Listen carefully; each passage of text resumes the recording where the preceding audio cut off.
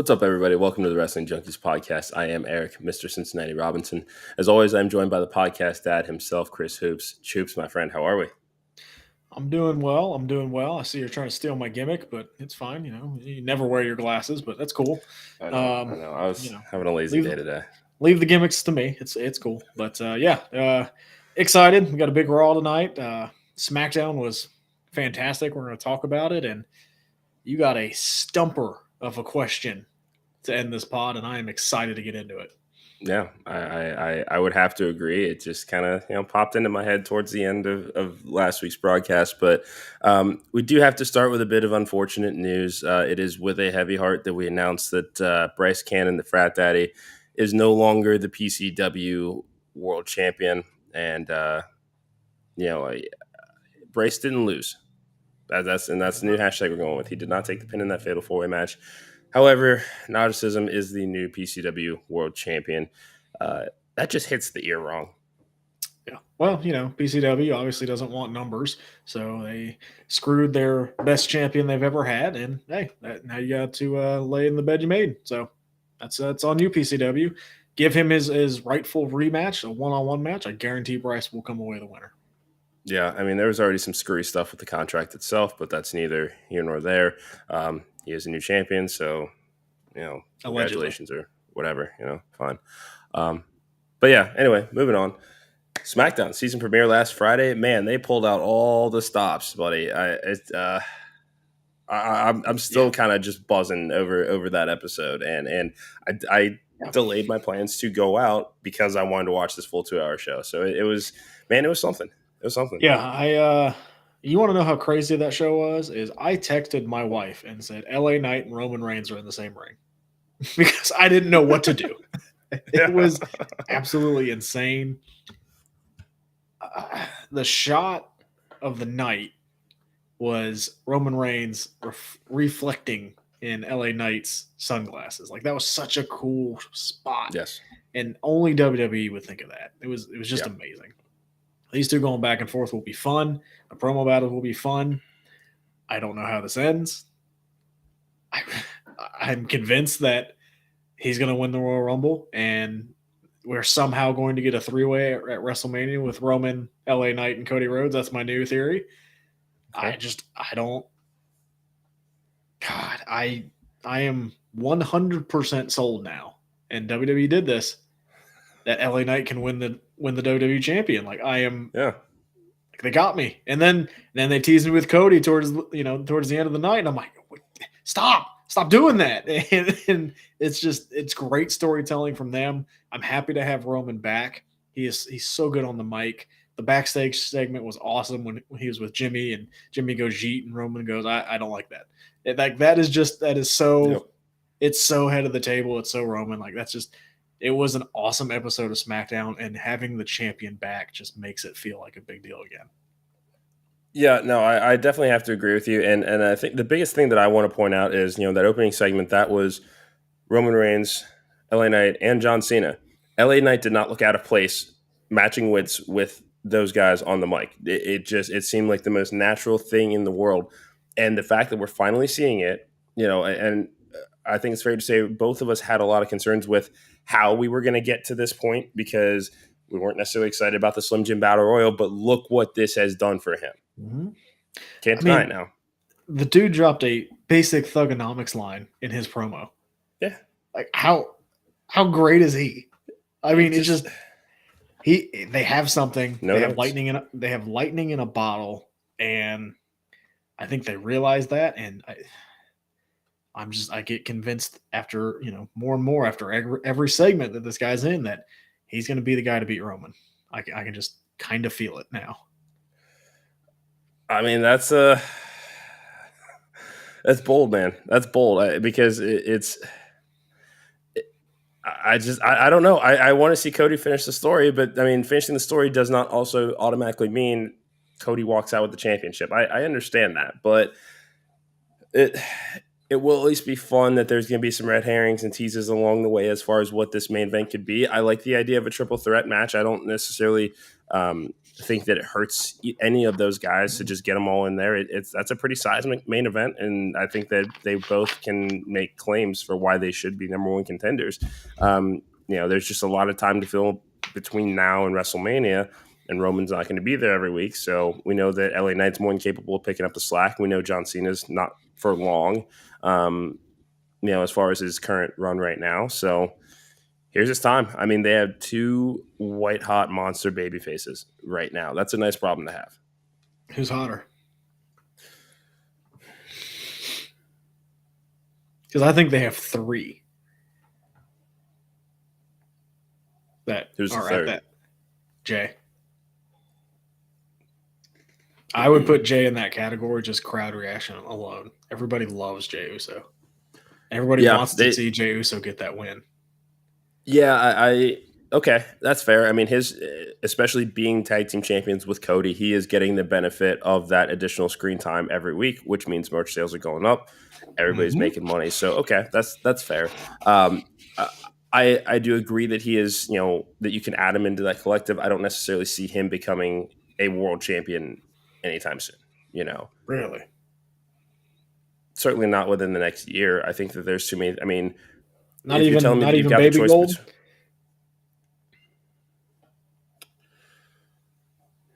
Okay, maybe. I immediately, just went to Roman because that's the story that's also been told. I mean, there's not. Yeah, you got me with that one podcast, Dad. It's my job.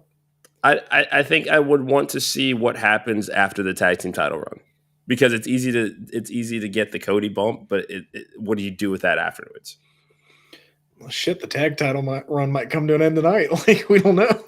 I don't see that happening. Happening. Did you see Trick Williams losing that quickly? No. I mean, and we still have. Let me ask you this: did you also see the Eagles losing? Oh, jeez. Didn't Cincinnati get blown out by Tennessee? Yeah, so. Okay, thank you. You always gives your last game. We won our last game. Yeah, okay. Yeah, it's baseball season. Phillies tonight, 8:07. Raw's getting the small screen. That's fine. I know. Yeah. Anyway, we got came to a screeching halt. Thank you. Thank you for piping in your insult on this. You see right there, it's a Super Bowl champions. So just I get it. Let you know. Where's your hat? Okay. My Super Bowl hat. It's currently in my closet. No, where it says champions on it. I have one. I have a shirt that says AFC champions on it. Yes. Oh, okay. We celebrate. We celebrate second place here. Okay. Don't Hey, but we were number one in the conference. We are verging, but don't ever come at a Philadelphia sports fan. Just letting you know now. We will come back harder. We will come back faster. And if you don't have a championship, I will keep going. But we also have the wild card and Damian Priest still out there. Like the world title picture between both shows is really, really fun right now. And go back a year ago, we couldn't say that. So I really like the booking of how they are building up multiple baby faces, which is something WWE has had a hard time doing lately, and making me, I can see Priest becoming a baby face here soon. Like, just building and building. I really like what they're doing. I think LA Knight can take the title off him. I don't know what they do. Is this like a Chad Gable thing where I thought Gable may take the title, but he doesn't? I don't know. Yeah. So, because I know that you and I have discussed this ad nauseum at this point, as far as, okay, the Rumble comes up, what do we do? Because I know that, we throw Gunther all the time. However, Gunther could just destroy in Perth. That's it. If that's the way because that could also get him to the title. I think that, Gunther having the longest Intercontinental Championship reign in history, that's enough to make you a believable contender. And especially if you still go into Philly as the Intercontinental Champion. I think that's a great story. I heard it, whatever. Where's WrestleMania? Yeah, it's in Philly. And then LA Knight winning the Royal Rumble, that is a monster accolade for him, because think about it this way. Battle Royals are essentially what have gotten him to this point. That Slim Jim Battle Royal is what took everything off. Why not have him one up that by winning the best battle royal in the business. So what do you do with Cody? That's what I like. This web that they have right now, and I absolutely love it. Yeah, I mean, like dart throw of an idea. Either Wiseman or Jimmy accidentally accepts Cody being added to this match. I could see something like that because we still don't necessarily know what's going to go on with Jimmy and with Paul and with Solo, because there's still plenty of singles matches that you can do within that collective themselves. But Jimmy is trying to get back in the Bloodline's good graces. I mean, he's going to screw that up somehow. Oh, yeah. And, I mean, you also still have a heel Drew McIntyre warming up. You still have Seth Rollins, who's out there, who is currently holding the champion. And you also have someone returning in a Randy Orton that who knows what he's going to do. Like, the world title picture right now is amazing. Yeah. Yeah, I mean, especially Orton, because, especially now that Matt Riddle is no longer with WWE, his dance card is wide open. Yeah. Yeah, and, I think this I think we have to, again, say we're the winners. WWE has competition, and they have stepped up. Yeah. Like, Triple H is now in charge and going, okay, those guys are doing that. Watch what I can do with the talent that I have and the storytelling that I can do. Perfect. You also have the future down in NXT, a great core. Not that they're going to be in the world title future or picture now, but like those guys are coming too. Carmelo Hayes, Ilya, Braun. Yeah, like you have a lot of talent in that company right now, and it's almost an embarrassment of riches with both companies, and we don't know whoever's going to flip flop. We don't know who's next. Yeah, we still got, and I'll transition here, but like Jade Cargill, we saw her have a little face to face on SmackDown. Like, dude, when that hit my screen, I just literally went text. Yep. Yeah. Yep. I think we had the same reaction of oh. Yeah. Like, yeah. That no notes, and I mean, not only this, but like let's back up here because we're gonna take a little detour to come back to this same point. General managers are back. Adam Pearce will be running Raw full time, and Nick Aldis debuting on TV as a SmackDown general manager. What do you think of this idea? So I may be mistaken, and correct me if I'm wrong. Is this the first time that we've had general managers that have neither one have been a McMahon, like at the same time? Because I know we had Bischoff, but we also had Stephanie. Yeah, Teddy Long and maybe like Mike Adamle, Brad Maddox, So there's been a mix in there, but there, I mean, it's been a lot of McMahon heavy authority figures, and this dude Nick Aldis, there's a certain class that he brings to it. As far as this role. And I think that's what WWE needs right now, because I really don't want authority figures to eventually become like heels or face. Like, just be neutral, be that authority figure. Leave it at that. Let them do what they've got to do in the ring. They'll get the story over. But I don't think that we need evil on-screen characters, being authority figures anymore. I know that Scrap Daddy did, once refer to Chelsea Green as the single biggest he had ever met. But I don't really want to see anything else out like that out of him. Let's just have some fun with this, because they're going to make it all about the spirit of competition. And one of Nick Aldis's first orders of business, at least backstage, was talking to the women's tag team champions. The fact that was his second kind of overall act of what he did as general manager on the night, and talking to Charlotte, and then we get that confrontation with Jade. WWE creative is about to be really, really fun now that it looks like Vince is no longer in the picture when it comes to that. Yeah, we don't need the McMahon Austin. We don't need the Roman Triple H. Like, I don't need that authority figure to be your big heel. You have enough heels to be the big heel. Like you said, make them neutral. Aldis just brings like class, in my opinion, to that role. Like, even when he came out to break up Roman and Cody, it was not here tonight. Not tonight. And like they all, like, it was like just what a picture that was. Yeah, I mean, you got to remember, it was the first, was it All In? It was Cody and Nick Aldis. So there is there's history there, right? And is WWE going to play in that, or what's the plan there? And the fact that you have two former NWA world champions running both your shows, that's a cool little nugget as well.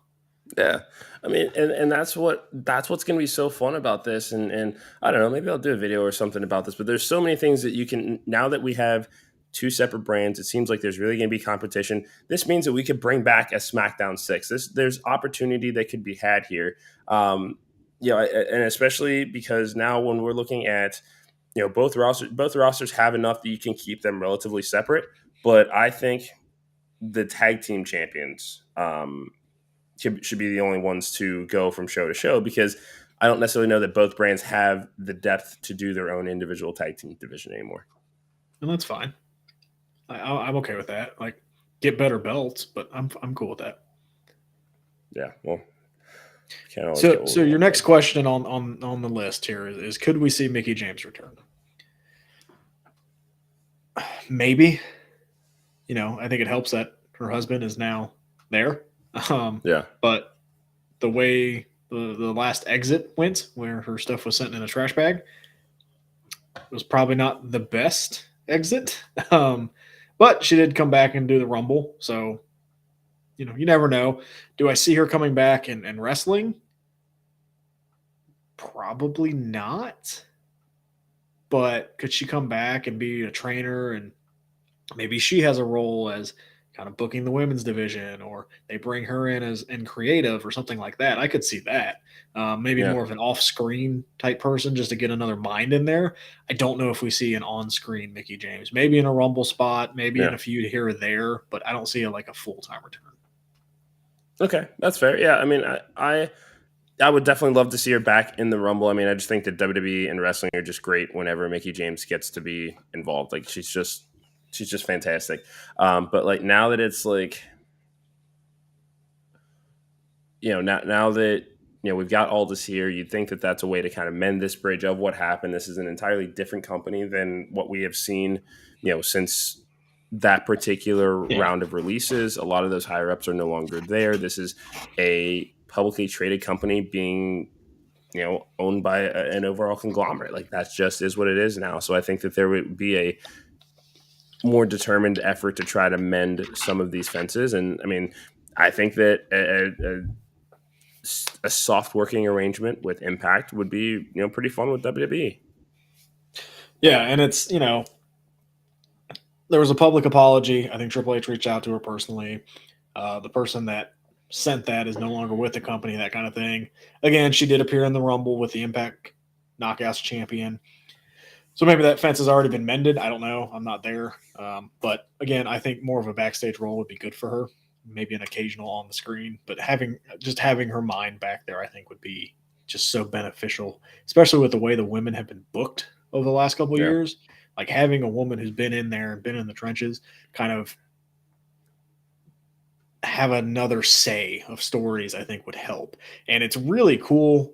I think another part of this is it's really cool seeing like Adam Pearce and Nick Aldis, two former great wrestlers, be in these authority roles. Like, it's really cool to see wrestlers in GM roles and making those wrestler decisions rather than a Vince McMahon or a Stephanie McMahon or an Eric Bischoff. Like, you have people who have been there, done that, and go, I don't really have a side. I'm here to just have a great show. I think that's something really, really cool. Yeah, like a Gorilla Monsoon or a Commissioner Slaughter, something along those lines, a very, just throwback kind of thing. And I mean, we know that the game is a student of the game. So I do think that we'll steal a lot of that influence going forward. And you notice, like, when they were breaking up some of the backstage things, you saw Jason Jordan, you saw Kenny Dykstra. Like, again, just former wrestlers. And that's something, I mean, that I, as a wrestling junkie and a nerd, are like, oh, look, there's Jason Jordan. Oh, look, there's Kenny Dykstra. And, Heather's sitting next to me going, who the hell's Kenny Dykstra? And I'm like, oh, you wouldn't know. Yeah. There was this whole thing. Yeah. There was a whole thing. He pinned and somehow it was John Cena's fault. Yeah. Jeez.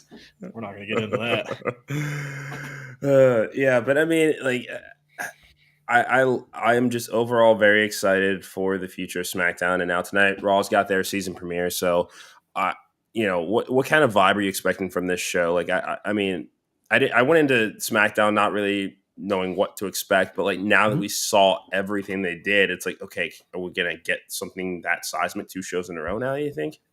Yeah, I mean they're touting this as the season premiere, and I'm looking down just to kind of go to their Twitter to see kind of what they've announced already. So we have the Falls Count Anywhere Shinsuke Nakamura Ricochet match, which I think is going to be a lot of fun. You have Natalya and Piper Niven. Hey, well, look at that! Your tag team champions in a singles match, actually on TV. Yeah. Isn't that great? Yeah. You have the tag team champions on the line with Judgment Day. You have Rhea and Shayna Baszler. Like, okay, I will take that. Like, those are some really, really big matches. Bronson Reed and Gunther are tonight. Like, they have stacked this Raw. And I think it's more of, we're going to give you wrestling, right? I think that's Triple H's idea of, we'll give you a few talking segments, but we're going to give you some wrestling. We're going to give you some time. We got to fill out 3 hours, so we might as well have some fresh matchups. And I mean, he's been notorious about saying what a pain in the ass it is to write that 3rd hour of Raw. It's it's a lot of television every week. Yeah, and it's tough because you lose a lot of viewers after that 2nd hour. That 10 to 11 hour is hard to keep viewers. But yeah, this feels like a big show. They're on a roll, so I wouldn't expect anything less at this moment. Wrestling's really, really fun right now for both companies. And again, competition is good. We are seeing the competition, and each company is raising their levels. So we win. Yeah.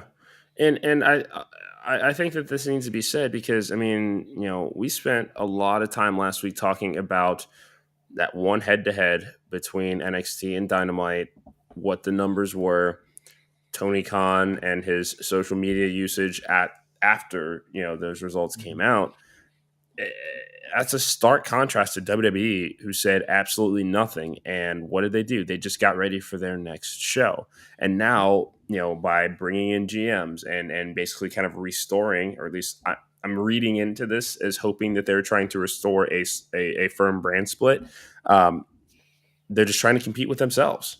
They would just want these to be 2 very good shows. That's why they brought in additional authority figures and tried to turn this into something that, I mean, those glory days like 02, 03 of SmackDown. And I mean, that was a really cool time to be a wrestling fan. And we have an opportunity to not only do that here, but, seeing AEW and what they are trying to do as far as how they are putting over their own talents and people that they are trying to either reheat or bring to the forefront. Adam Copeland, still a great fit for AEW. I think they still have a problem when it comes to, and I'll ask you about that in a second, but they definitely still have a problem when it comes to Collision. And if we're seeing these photos on social media about how, the size of shows, I mean, we were at one of ourselves recently where it was not very well attended. They got to step it up. They have to. Yeah. And that may just be, increased budget on marketing, maybe run different venues, smaller venues for your TVs. Because they sell well for pay-per-views and that kind of stuff. But yeah, like, they got punched in the mouth. All right, go back to your corner, get your drink of water, strategize how you're going to come out and punch them back, because we know they can. Hey, we sold out Wembley. That was your punch. Like, you can come out and punch back. So, and I trust they have the history of punching back and doing that. So yeah, let's go. Like, let's keep it going. And I think you said it in the notes here best, was rather than competing with Tony Khan, they're competing with themselves. And I think if Tony does that with Collision, you split Dynamite and Collision, I think we would get better television from that. Because when I buy tickets to SmackDown, I'm going to see Roman Reigns most nights. But like, he's SmackDown. When I go to Raw, I expect to see Seth Rollins. Right now, if I go to Collision, I go to Dynamite, I'm probably going to see Jon Moxley at either one, so I don't really need to go to both. You know what I mean? Like, that's... Yeah. I think that brand split would really, really help AEW, and hopefully we get to that point, with the 12 pay-per-view model that, okay, we don't need to have everybody on every show. Let's make everybody feel special to be on one specific show. Yeah, because they were able to do that with All In and All Out being a week apart as far as prioritizing what needed to be on which show. So you're right, they can do it. It's just you know, I I know that they have to. I know that they have to know what the ratings are because that's their business. That determines Yeah. advertising. That determines what kind of TV deal that they're going to get. I get that, but I think that there's just a better way to conduct yourself, even if you have a losing week. Go And back to yeah, the drawing board, learn from it, and see what you can do for next week. we talked about it last episode. Tony Khan and his tweets and all that good stuff. But you know, I think we've said it to death. Punch back. Let's see what you got, Tony. And we believe that you can do it. Not that you're care about our opinions, but I think wrestling fans know that, okay, Tony's going to have something, and we'll find out what that is here soon. Yeah, I mean that's all that we can do. I mean, especially it's not all his fault. There have been circumstances that have kind of changed what they've had to do with storylines. I mean, Adam Cole recently had the ankle surgery, and that was confirmed by Kevin Owens of all people in a WWE digital exclusive. But they will find a way to keep this story going, even as he is on the mend. It may take us on some twists and turns that we may not have expected as a result, but I'm along for the ride. Well, just focus on what you do best. And the other thing too is, guess what? Injuries happen. You got to pivot. Like, they happen all the time. What do you think WWE did when Stone Cold broke his neck? Did they just go, "Oh no, what do we do?" No, you have to come up with a plan. You have to pivot. We have to move on, because nobody cares that he got hurt. We have a show on Monday. Like, obviously people care that he was hurt, but it's like, we have a show on Monday. We need to figure out what we're doing. So injuries happen. Don't use it as a crutch. I see that pun that I did there, but like, move on, make your plan. Let's go. You have plenty of talented people on that roster to continue to make a story go. Where the hell's Malachi Black? Where's Miro? I think Miro was on Collision. He was, yeah. Give these guys more stories. You have a Powerhouse Hobbs that you're getting ready to heat up. A Wardlow you're getting ready to heat up. Like, you have the talent. Go do it. Yeah, I mean, like, think about an Action Andretti who got put over by Chris Jericho.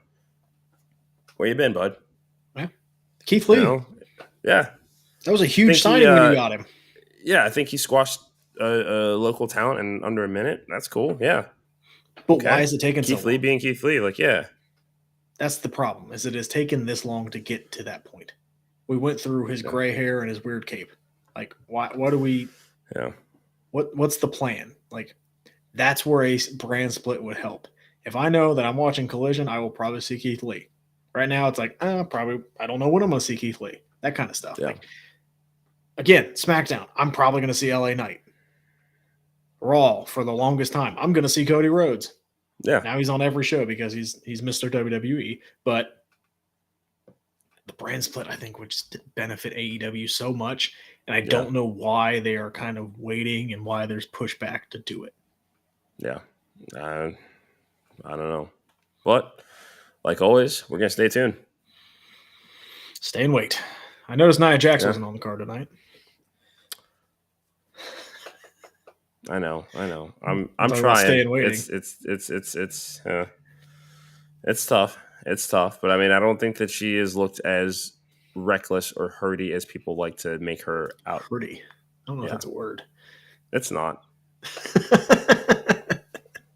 got the glasses on today. He's glaring at me. Look at him. He is angry today. I'm not angry today. It was a very long weekend. Oh, God. I will, like I said, we went off the air Friday. I said, I will trade you for an entire day. And what came out of your mouth immediately? No. Yeah. Nope. Talk to me about having a long day. That's fair. Any final thoughts on today podcast, Dad? No, you got another question in there. I want to get to that. We will get to it on the next pod, but I do really want to dive into it. I think it's a really good question that you posed. That's what we call cliffhanger, folks. Tune in tomorrow to see that question. Raw should be good tonight. Excited for it. Do we see any of the 3 titles on the line? Do we see a title change?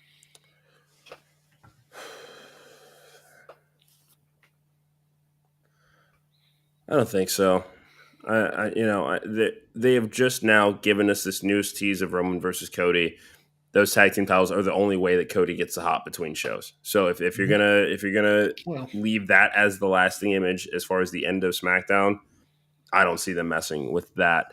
As far as the Intercontinental Championship, I love Bronson Reed, but I don't necessarily think that they've heated him up enough to be presented as a credible challenger, much like they did Chad Gable. It just, there's a very different feel between these two. I'm just going to be intrigued to see how Gunther works with a powerhouse of Jonas size, Bronson's size. How dare you? How dare you? Use his New Japan name. And then you think Rhea retains? Yeah, that's easy. I mean, I'm more just hoping that it is a competitive match, because that is one that in a prior regime, that's probably a 5, 6, 7 minute match. I can see hopeful that tonight it gets at least a commercial break in there somewhere. Oh yeah, I think it'll get at least 12 minutes. Yeah, so we'll see. Let us know what you think in the comments. As always, remember to hit that QR code, like, share, subscribe, follow us on YouTube, X, Instagram. Follow me on TikTok at EV Cincinnati. We are going to be on the Last Week in Wrestling podcast this upcoming Thursday. So always good to talk to our buddy Dylan. It should be a fun conversation. We've got some great interviews in the works. Can't wait for you guys to check these out.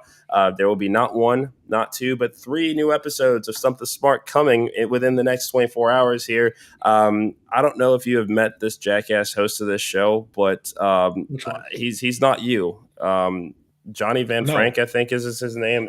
Johnny Van Frank, Apparently, we paid him a bunch of money, and did the check clear? He seemed to make that quite clear. That as long as the check clears, I've heard that guy's very, very strong on his money. Well, you've never met this guy, so I did the Zoom negotiation, but the camera wasn't working, so I didn't get to see it. All right, fine. Yeah, leaving you with a big smile. Thanks, guys. We appreciate you listening. Yeah. We'll see you guys tomorrow. As always, have a good night. Appreciate you. Remember, it's all right to like both. Just be kind. Wrestling ain't all that serious. It's really fun if you just let it. Go Phillies. And go Phillies. Go Phillies.